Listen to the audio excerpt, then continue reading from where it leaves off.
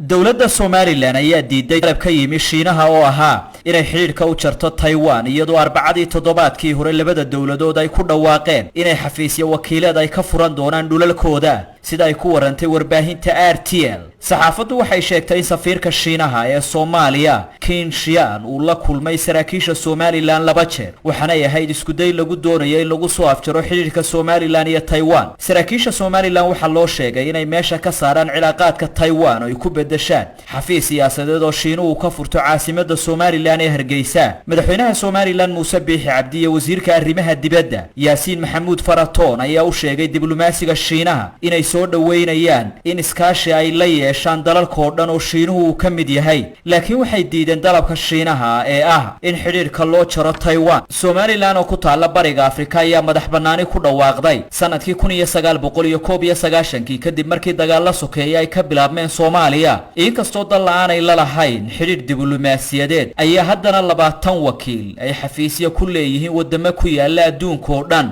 iyo ururo ay ka mid yihiin midowga Yurub iyo qaramada midoobay iyo sidoo kale dalal uu ka mid yahay Ingiriisku oo iyana xafiisyo ku leh caasimadda Somaliland.